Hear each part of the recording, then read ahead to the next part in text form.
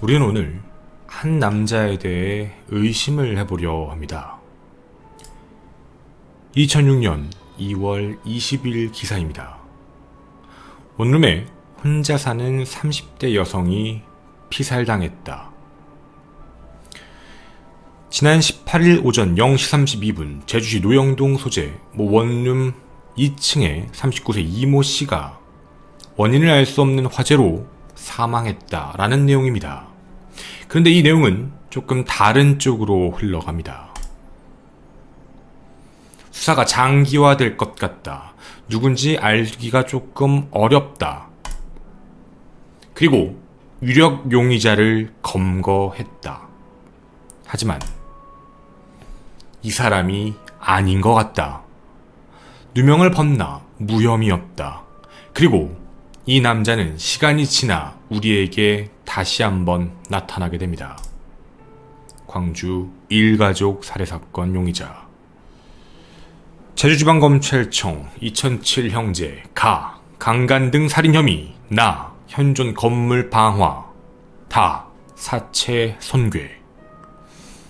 김모 씨의 혐의는 증거불충분으로 혐의 없음으로 종결됩니다. 그렇게 2006년 발생한 제주 노영동 원룸 방화 사건은 살인사건이며 그렇게 미제 사건으로 남게 되었습니다.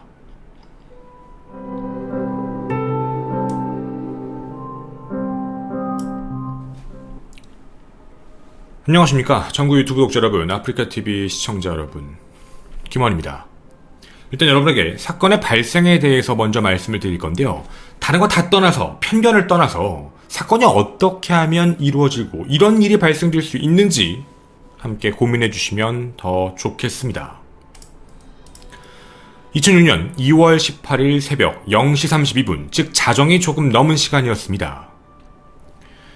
이 주택의 5분 거리 인근에 있는 슈퍼에서 물건을 사고 돌아오던 이 주택의 이웃주민 26세 김씨가 이상한 불길을 보게 됩니다.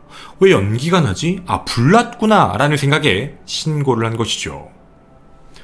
화재 발생된 곳은 바로 205호 제주시 노영동의 원룸입니다. 화재를 전부 진압했는데 이 내부에 8평 규모가 전부 이미 다 탄 상황이었지요. 내부는 이런 모습이었습니다. 자, 그런데 이 현장에서 무언가 이상한 형체를 하나 발견하게 됩니다. 바로 이미 사망한 분이 한 분 계셨다라는 것이죠. 바로 이 모습이었습니다. 자, 당연히 감식을 해봐야 됩니다. 단순 화재일까라고 생각을 했었는데 일단 출동하셨던 분들은 단순 화재일 가능성이 적다라고 단번에 알아보셨다고 합니다. 그 이유는 뭐였냐면 피해자의 모습 때문이었습니다. 피해자는 상체의 옷을 입고 있는 건 확인이 되는데 하체의 옷이 아예 없었습니다. 그리고 침대 쪽에 무릎을 꿇고 엎드린 자세로 있었는데요. 누가 보더라도 의심을 할 수밖에 없는 상황이었죠. 거기만 끝난 게 아닙니다. 겉으로 외관상으로 보더라도 폭행의 흔적이 있는 것 같다, 외력의 흔적이 있는 것 같다라고 보일 수밖에 없었죠. 전문가분들의 감식 결과 분명 누군가가 고의적으로 방화를 저지른 것이다 라고 판단됩니다. 해서 경찰은 이렇게 판단합니다. 제압을 당했다. 그리고 성폭행을 당하려고 했는데 그게 뜻대로 되지 않자 살해 이후에 범행을 은폐하기 위해 범인이 방화를 저지른 것이다 라는 것이죠. 조금 더 세부적으로 들어가 부검 감정서에 따르면 얼굴에는 이미 울혈이라는 게 존재했다고 합니다. 울혈이라는 게 뭐냐면 여러분이 목을 눌러봤을 때 급격히 빨개지는 걸 보실 수 있을 겁니다. 이 안에 있는 미세한 혈관들이 터지면서 그 안에 점자 형태로 남는 걸 울혈이라고 많이 부르는데요. 이건 질식이라는 겁니다. 숨을 못 쉬어서라는 게 아니라 어딘가에 눌렸을 때, 심장 윗부분 어딘가가 강한 압박에 있었을 때 압력이 위로 올라오면서 생기는 바로 비급 폐색성 질식사라고 부릅니다. 시신 어디에서도요, 범인의 것으로 보이는 DNA는 확인되지 않았던 것이죠. 다만 한 가지는 확인됐습니다. 현장 감식에서 담배꽁초가 하나 발견됐는데 그 담배꽁초가 바로 아까 말씀드린 이 사람 김 씨의 DNA와 일치했습니다. 끝난 겁니다. 이렇게 놓고 보면 야, 이거 누가 봐도 당연히 김 씨가 범인인 거 아니야? 라는 생각이죠. 하지만 이 사건에서 김 씨는 무혐의 처분을 받게 됩니다.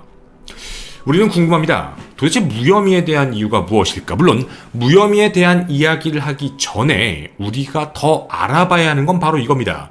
정말 김 씨는 왜 당시에도 제주도에 있었을까? 이거 중요합니다. 있었다면 왜 있었던 걸까라는 것도 중요하죠. 확인해본 결과 김 씨는 당시에 제주도의 대학생이었습니다. 늦가게 대학생으로 입학해서 학교에 있는 상황이었고 당시에 제주도에 있었던 것도 확인됩니다. 서울에는 여자친구가 있었고 사건 발생 그 시점을 앞두로 해서 여자친구가 놀러왔던 것까지 확인이 됐죠. 자, 그럼 일단 존재한다는 건 알 수 있습니다. 그럼 사건 당시 나이 20대 중반이었던 김 씨가 왜 30대 중후반이었던 피해자에게 이런 행동을 한 걸까? 둘은 면식관계일까라는 게 매우 궁금합니다. 놀라운 건 둘은 면식관계가 아닙니다. 즉 접점이라는 게 있기가 어려웠다는 것이죠. 만약에 이게 범행 대상이다 라고 판단한다면 김 씨는 어떤 이유로 피해자를 타겟으로 노렸고 피해자가 집 안에 있을 때 초인종을 눌러 문을 열어 들어갔던가 아니면 들어가는 사람을 따라 들어간 이런 모습밖에 보여지지 않는 겁니다. 즉 범행 동기에 대한 문제가 명확하지 않을 수도 있다는 문제였죠. 하지만 이게 역으로 이야기를 해보면 이게 중요했던 겁니다. 아니 그러면 아예 일면식이 없었는데 어떻게 담배꽁초가 나와? 담배꽁초 DNA가 나왔다는 걸 보면 이건 100%지. 전혀 일면식도 없는 사람의 DNA가 발견된 거니까. 하지만 이 부분에 대해서는요, 완벽히 부정을 하게 됩니다. 자, 이 이야기를 함께 이어서 가볼 건데요. 감식에 오류가 있었기 때문에 무혐의가 나왔다라고 이야기를 했습니다. 그럼 궁금합니다. 정말 우리가 얘기하는 이 김 씨는 억울한 피해자인 걸까요? 자, 이에 대해 의문점을 품는 사람의 이야기가 하나 있었습니다. 어떤 내용이었냐면, 아니, 나 이 사람하고 같이 재소자였는데 이 사람이 나한테 이런 얘기를 했었어요. 피해자가 엎드린 자세로 있었다고. 옷도 제대로 입지 못하고 엎드린 상태로 침대에 기대어 있었다. 이 이야기를 갑자기 교도소에서 했다는 겁니다. 경찰한테 들었어라는 말도 없이 자기가 마치 아는 듯이 말했다라는 내용. 이 이야기를 통해 경찰 내부 수사 자료로서 외부에 공개되지도 않았는데 이걸 김 씨가 얘기했다는 걸 보면 김 씨는 분명 범인이다라는 얘기죠. 이 부분에 대해서 우리도 당연히 동의합니다. 외부에 알려지지도 않은 내용인데 김 씨가 알았다면 분명 문제가 있는 것이죠. 하지만 말이죠. 이건 잘못된 내용입니다. 정확히 정정하고 가도록 하겠습니다. 당시 김 씨는 충분히 이 내용에 대해서 피해자가 어떤 모습이었는지에 대해 사건 현장에 없었다 하더라도 알 수 있는 방법은 있었습니다. 함께 보시죠. 자, 2006년 2월 20일 사건 발생 이후에 얼마 안 있다 나온 기사의 한 부분입니다. 여기에 보시면 30대 여성이 피살을 당했다라고 적혀있고 그 이후에 이 내용이 적혀있습니다. 경찰 관계자는 이미 당시에도 이야기를 했습니다. 숨진 이 씨는 하의가 벗겨져 있었고 방 안에는 옷이 널브러져 있어 누군가가 침입한 흔적이 있다. 그리고 사체 부검을 실시한 결과 연계 질식하기 이전 사망했고 머리 좌측 뒷부분에 타박상과 눌린 흔적이 있음의 확인에 따라 살인 후 방화를 저지른 강도살인의 가능성이 높은 것으로 본다. 자, 사건 발생 하루 이틀 사이에 나왔던 내용들입니다. 즉 외부에 이미 나왔단 얘기지요. 지역에서도 워낙에 크게 보도를 했었기 때문에 범인이 아니더라도 뭐 자세히 봤거나 관심이 있었다면 어느 정도 알 수 있었던 내용이었습니다. 즉 당시에 같은 재소자로서 아니 이 김 씨가 교도소에서 그런 얘기를 하더라고요. 그것만 가지고 의심하기는 어렵다는 겁니다. 근데 특히나 이 사건과 관련돼서 제주도 사건에 대해 김 씨에게 물어보면 굉장히 예민하게 반응을 했다고 합니다. 자, 경찰 조사 때도 이런 이야기를 했다는 것이죠. 1차 감식 때는 아들이 폈다는 담배꽁초가 현장에서 발견된 적이 없다. 그런데 2차 감식을 하고 나서 담배꽁초가 나왔다고 경찰이 얘기했는데, 이상한 게 2차 감식을 실시하기 이전에 여기 있는 김씨 여자친구에게 지속적으로 같이 있었으니까 이것저것 물어볼 때 담배를 뭘 피느냐라고 물어서 디스플러스를 핀다라고 얘기하고 났더니 갑자기 나타났다. 이건 경찰이 증거를 조작한 거다. 또 이유가 있다. 사건 범행 당시 아침부터 새벽 저녁까지 여기 있는 김씨는 PC방에 있었다. 기록이 분명히 존재하는데도 불구하고 어떻게 범인일 수 있느냐라는 입장입니다. 하면서 이렇게 얘기합니다. 1계급 특진했던 형사들을 의심하면서 이게 뭔가 사건 해결하면 자신들한테 좋으니까 일부러 범인을 만든 것이다 라는 주장이었죠. 궁금합니다. 정말 그럼 그는 억울한 피해자가 맞는 걸까요? 좀 더 정확하게 확인해 봐야 될 게 있습니다. 담배꽁초 문제입니다. 분명히 담배꽁초가 발견된 것도요, 외부에 알려진 건 바깥 복도에서 발견됐다고 합니다. 근데 바깥 복도에서 발견됐다라고 얘기를 하면 범인이 아닌 거죠. 집 안에서 발견된 것도 아니니. 그리고 1차에서 안 나오고 2차에서 나왔다라고 하면 당연히 문제가 생깁니다. 그 사이에 오염됐을 수도 있고요. 그리고 말하는 대로 DNA에 대한 증거 조작이 있을 수 있다라는 내용입니다.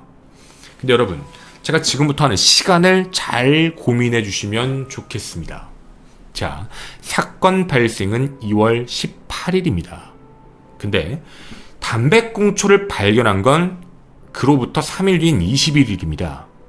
21일 화요일에 발견해서 2월 27일에 국과수에 DNA 감정을 의뢰합니다. 여러분, 이렇게 되면 무슨 일이 있을까요? DNA 감정을 의뢰했다는 건 범인을 바로 잡을 수가 없습니다. 누군지를 모른다는 거죠. 정확히 표현하면 담배꽁초를 찾았고 2월 27일에 DNA 감정을 의뢰했을 때는 김 씨의 존재를 아예 몰랐습니다. 당연한 거죠. 면식도 아니고 당시 거기 있었는지도 몰랐습니다. 아예 모르는 사람에 대해 DNA만 추출한 상황이었죠. 그런데 여기 있는 김 씨가 3월 12일 날 어떤 범행을 저지릅니다. 그 범행을 저지르고 나서 DNA 조회를 뒤에 했을 때 앞에서 나온 DNA와 뒤에서 나온 DNA가 일치한다는 걸 3월 30일이 되어서야 알았습니다. 그러면 여기 있는 김씨 주장대로 일부러 그랬다는 거짓입니다. 3월 12일 체포 이후에 찾았다는 것도 아니고 그 이미 이전에 DNA 감식이 들어간 문제이기 때문에 시기적으로 맞지가 않는 상황이라는 것이죠. 그리고 PC방 로그 기록도 마찬가지입니다. PC방 로그 기록에서 우리가 확인해보고 싶었던 게 바로 이 부분인데요. 여러분, 한 가지 좀 이상한 게 있지 않을까요? 일단 이게 문제입니다. 아까 여러분이 보신 바로 이 집인데 이 집 자체는요, 8평 규모, 복도식, 뭔가 되게 많은 사람들이고 방음이 잘 안 되는 장소입니다. 그럼 궁금한 게 있습니다. 새벽 시간에 생판 모르는 남자가 집 안에 들어가서 뭔가 위력을 형성했고 바지를 벗길 때까지 살아있었다라고 생각을 해보면 비명 및 어떤 소리든 외부에 들어갈 가능성이 높았을 겁니다. 좀 더 정확히 표현하자면 그 이전에 무언가 어택이라는 게 분명히 존재했을 거고 그 안에서 자기 뜻대로 되지 않아서 방화를 저질러야 시간적인 편차가 맞거든요. 11시 반, 12시 반경에 방화가 시작됐다라고 얘기한다면 아무리 못해도 12시 이전에는 이 안에 있었어야만 합니다. 하지만 그 누구도 이 밤 시간에 그런 소리를 들은 사람은 없었습니다. 바로 맞은편 201호에 목격 진술이 하나 있었지요. 당일 낮 12시에 비명소리를 하나 들었다. 비명소리가 이상하게 들려서 복도로 나갔을 때 맞은편 205호 문이 닫히는 걸 봤다. 그리고 끝이었습니다. 뭔가 이상한 상황이었죠. 해서 당연히 경찰 입장에서도 낮 12시를 의심하고 있었습니다. 그리고 밤 12시도 의심한 거죠. 살인 및 방화가 시간이 다를 가능성이 있다. 근데 정말 아이러니컬하게도 PC방 로그 기록은 그 시간을 증명합니다. 2월 17일 오전 7시 34분에서 오전 10시 26분까지 PC방에 있었고요. 그리고 시간이 붕 떴다가 저녁 6시 22분부터 저녁 11시 35분까지 PC방에 있었습니다. 즉 그 중간의 시간이 어영부영 뜹니다. 아침 10시 26분 이후부터 저녁 6시 22분 사이의 시간이 비는 것과 저녁 11시 35분 이후의 시간이 빈다는 걸 봤을 때 분명한 건 여기 있는 김 씨는 알리바이가 명확하지 않다라는 것이죠. PC방에서 이 주택까지 자동차로 거리는 딱 8분 거리밖에 안 됐습니다. 자, 물론 이렇게 말씀을 드리면 야, 그래도 조금 짜맞춘 가능성이 있지 않을까? 라는 의심입니다. 아니 뭐 PC방 시간이 안 맞는 건 우연히 그럴 수도 있잖아. 뭐 이런 것. 그리고 담배꽁초 같은 경우도 뭐 말로는 그렇게 얘기하지만 실제로는 현장이 조작되었을 가능성도 있지 않을까? 뭐 나중에 알았다고 하지만 그게 자기들끼리 조작할 수도 있잖아. 뭐 이런 의심을 하는 분들도 계실 거라고 생각합니다. 그런데 여러분, 여기서 제일 이상한 부분은 바로 다른 데에 있습니다. 이 집안에 있었던 것들인데요. 자, 여러분, 집안에서 많은 게 탔습니다. 당연히 방화 때문에 탈 수밖에 없었죠. 그럼 방화가 있기 전까지는 이 집안의 물건들은 정상적이었을 겁니다. 근데 김 씨가 이상한 걸 갖고 있었습니다. 피해자의 물품 같은 걸 갖고 있었는데 그게 하나가 아닙니다. 귀금속 그리고 향수입니다. 귀금속은 우연히 그럴 수 있을 수도 있는데 향수 같은 경우에는 가족들이 선물한 거라 너무 명확하게 알고 있던 거였고요. 특히나 피해자가 평상시 사진을 찍은 데서 보여줬던 그 액세서리가 전부 발견돼 버립니다. 그게 바로 김 씨의 여자친구, 서울에서 왔다는 그 김 씨의 여자친구가 제주도에 와서 그 선물을 전달받게 됩니다. 이 사건이 발생된 이후에 말이죠. 근데 이 이야기에 대해 김 씨의 진술은 이렇게 됩니다.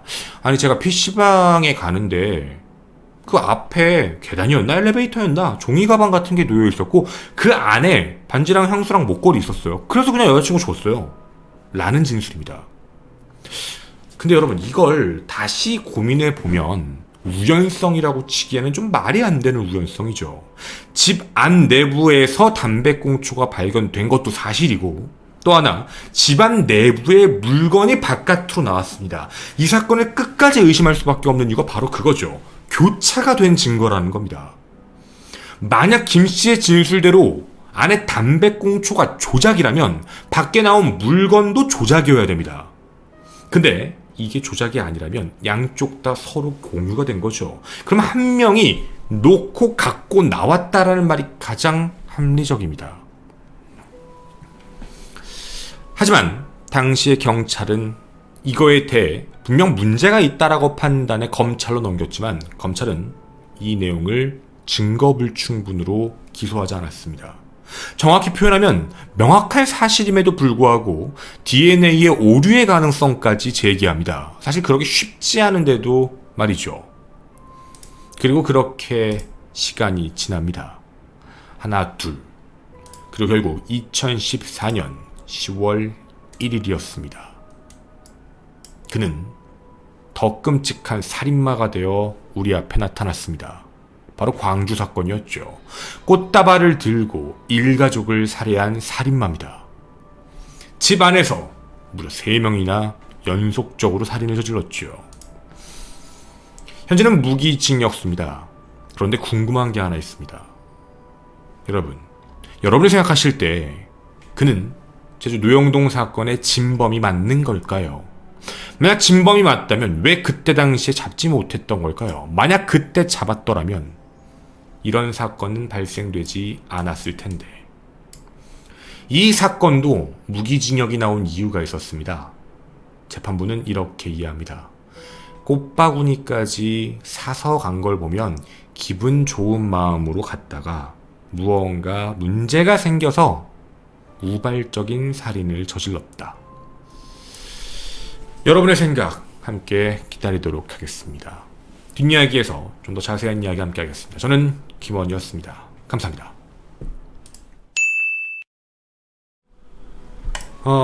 저희가 뒷이야기 하고 싶은 거는 뭐 아실 거예요. 이 사건이 제주 노영동 사건이 발생되고 나서 3월에 그 여러분이 지금 보면 이 김 씨가 사건을 하나 쳐요. 강도예요. 강도 사건을 치는데 자기가 원래 기숙사 사감으로 있던 데서 11만 원을 갈취해요. 11만 원 강도 행각을 벌이는데 강도를 벌이면서도 이렇게 얘기를 해요. 나니까 신고해라. 그리고 거기다가 글까지 남기고 가요. 그래서 자기 발로 자수하거든요. 그래서 이제 들어가죠. 이게 일종의 뭐 전문가분들은 그 이전의 범죄를 감추기 위한 자신만의 행동이었다라고 생각을 하고 있는 거예요. 그래서 범죄에 대한 습관도 약간 그런 숙련도가 좀 있는 거 아니냐라고 이제 당시 얘기가 나왔던 대목 중에 하나였고요. 이것도. 근데 이제 이 안에서 노영동 사건에 대해서 의심을 받아서 수사를 받게 되는데 당시 증거불충분으로 검찰에서 일단 기소를 하지 않았죠. 근데 이 문제에 대해서 사실 경찰 쪽에서 뭐 잘못했다라고 하는 게 아니고요. 경찰 쪽이 수사를 그렇게 이상하게 한 건 없었어요. 사실 어떻게 보면. 나름대로 완벽하게 다 찾을 수 있을 만큼의 내용들 다 찾았고 어떻게 보면 우연의 우연성이지만 이상한 내용들은 분명히 찾았거든요. 그 오류들, 진술의 오류들, 상황의 오류들 다 찾았는데 문제는 이제 검찰 자체가 기소를 안 했죠. 기소를 하지 않아서 이제 이 문제에 대해서 좀 어떻게 보면 내용이 꼬였던 건데 이 내용에 대해서 이제 시뮬레이션으로 말씀을 좀 드려보면 당시에 사건이 이렇게 발생됐다라고 유추를 하고 있어요. 낮에 그러니까 PC방에 있었던 김씨가 여자친구가 올라온다는 걸 알고 뭐 어떤 이유에서인지 모르겠지만 금전적인 문제 때문에 범행 계획을 하고 여기를 쪽을 지나가고 있다가 피해자를 발견했고 피해자를 뒤따라 올라가서 들어갈 때 같이 들어갔고 그리고 이제 성범죄의 목적성을 띠다가 그 다음에 이제 마음처럼 갑자기 피해자가 사망하자 이제 방화를 저지르고 그 안에 있는 물건 몇 개를 챙겨서 나왔다 정도로 의심을 하는 것 같아요. 근데 이거는 뭐 뒷이야기니까 제가 좀 말씀을 드릴 건데 좀 이상한 게 있어요. 그러니까 제가 아는 저희한테 정보 이제 저희 도움 주시는 분들은 얘가 정말 이게 초범일까 싶은 거 있잖아요. 그러니까 여유로웠다라는 느낌. 너무 여유로운 느낌이 왜 이렇게 여유로웠지? 라는 생각이 들었다는 거예요. 그래서 이런 얘기를 했었어요. 2006년 이전에 그러니까 이 사건 발생 이전 서울에 있을 때 혹시 다른 사건하고도 뭔가 관련되어 있는 거 아니냐 얘가. 왜냐면 범행을 저지른 것 치고 너무 태어냈고 누군가의 금품을 빼앗는 것, 성범죄의 목적을 띄었던 것 이런 거에 대해 너무나도 자연스러운 행동을 했던 거예요. 그리고 이런 계획을 했다는 거거든요. 자기랑 전혀 일면식도 없는 사람에게 범행을 저지르고 나서 근데 그 일면식도 없는 사람의 범행을 저지를 때 CCTV의 유무에 대한 부분도 판단했던 것 같고 되게 대범했던 거죠. 그래놓고 나서 자기가 그 이후에 시간적인 편차들도 있었어요. 시간적 편차를 두고 나서 그 이후에 거기에 갔잖아요. 다시 PC방에 있다가 다시 간 거예요. 가서 방화를 저질렀다는 걸 보면 그 집에 대한 기억 그리고 그 집을 다시 들어갈 것까지 미리 준비를 했다는 얘기예요. 무섭죠. 그러니까 이 집의 문이 열쇠다 뭐다를 다 떠나서 얘가 제일 무서웠던 건 집을 나올 때 집을 다시 들어갈 생각을 하고 있었던 거야. 만약에 집을 다시 들어갈 생각을 안 했으면 뭐 그런 걸 준비하고 나올 필요도 없거든요. 그냥 잠그고 그냥 아무 생각이 없으면 되는데 얘는 조금 이런 문제에 대해서 시간적 편차를 두고 했다라는 것도 좀 놀랍고 그리고 언제 발각될지도 모르는데 대범했다는 것도 놀랍고 그게 좀 이상하다라는 거죠. 그래서 저희가 뭐 저희한테 이제 얘기를 해주시는 분들하고 같이 얘기할 때 그 얘기를 했었어. 얘가 물건을 가지고 나온 게 처음 때 가지고 나왔을까? 라는 거였어요. 그러니까 만 12시 때 살해를 저지르고 나서 거기서 그때 물건을 가지고 나왔을까? 아니면 방화를 저지르기 전에 가지고 나왔을까? 이건 가지고 가야겠다라는 생각으로. 이것도 좀 생각해볼, 왜냐면 이제 당시 금품이 없어진 걸 다 찾지는 못했거든요. 그래서 이런 사건을 저질렀을 때의 대범성을 봤을 때는 2006년 이전에 서울 이 거주지 중심으로 봐서 얘가 왜 갑자기 제주도에 갈지도 알아볼 필요가 있다. 갑자기 왜 제주도에 가서 그런 거라고 다시 왜 대학에 가려고 했지? 이런 문제 해서 이런 부분들도 좀 추가적으로 더 고민해보고 당시에 범행 패턴에 대한 것도 한번 체크를 해봐야 될 게 있을 것 같다 정도였어요. 그래서 다른 데랑도 별로 연관이 좀 있지 않을까 뭐 의심을 좀 하고 있는. 그래서 저희들도 이 부분에 대해서 이제 이 김 씨와 관련해 그 이전에 있었던 일들 있잖아요. 그거에 대해서 좀 더 확인을 해보고 싶어요. 그 이전에는 뭔가 이제 가족의 일을 좀 도왔던 것 같아요. 그리고 약간 문신도 좀 있고요. 좀 이렇게 약간 나쁜 짓이라고 해야 되나? 그런 어둠의 일을 좀 하고 뭐 부모님 돕고 뭐 이랬던 것 같긴 한데 네, 정확히는 모르겠어요. 그 이전의 일들도 한번 체크를 해봐야 될 것 같다 정도였어요. 그래서 여러분하고 내용에 대해서 이렇게 정리를 해드렸습니다. 네, 그래서 이게 뭐라고 할까? 사실 심리적인 관점의 내용에서 피해자를 성범죄를 저지르게 하려고 하다가 피해자가 사망했다라는 걸 확인하고 나서 물건을 어떤 것도 건드리지 않고 그 장소를 그대로 이탈했다라고 얘기한다면 두려움일 가능성이 높다는 얘기죠. 그러니까 두려움, 깜짝 놀래서 죽었네? 큰일 났네? 이런 경험치가 좀 떨어진 수도 있는데 놀래서 밖에 나와서 고민하고 생각하고 좀 시간적으로 어떻게 해야 되지를 고민하다가 다시 들어가서 그래서 이제 물건을 가지고 나머지 방화를 저질렀다가 되면 이제 어떻게 보면 살인에 대해서 당황했을 가능성이 있지 않을까. 주위에 시간의 편차가 있으니까 다시 PC방에 간 시간이. 근데 만약에 그게 아니어라 물건을 바로 그 장소에서 가지고 왔다라고 할 때 그 장소 안에 얼마만큼 있었을까요? 그러니까 그 원룸 안에 얼마만큼 머물렀을까에 대한 문제로 봤을 때 만약 그 원룸 안에서 좀 오래 있었다라고 한다면 얘는 진짜 정상적인 게 아닌 거니까 그 안에서 뭘 찾아보고 물건 확인해보고 핸드폰도 봐보고 뭐 이랬다면. 근데 여기서 가장 눈에 띄었던 흔적은 물론 이제 저도 전해 받은 거지만 핸드폰이 꺼진 게 12시 8분인가 그렇대요. 그러니까 두 번째 침입했을 때 핸드폰을 껐다라는 걸 보면 아마 처음에는 정신이 없었나? 라는 생각이었던 것 같아요. 처음에는 정신이 없었을까라고 의심하는 것 같고 아니면 뭐 현장에서 핸드폰을 뭐 누구한테 연락 올 게 있나를 봤을 수도 있고 누군가가 이 집에 올 사람이 있나를 봤을 수도 있는 거고.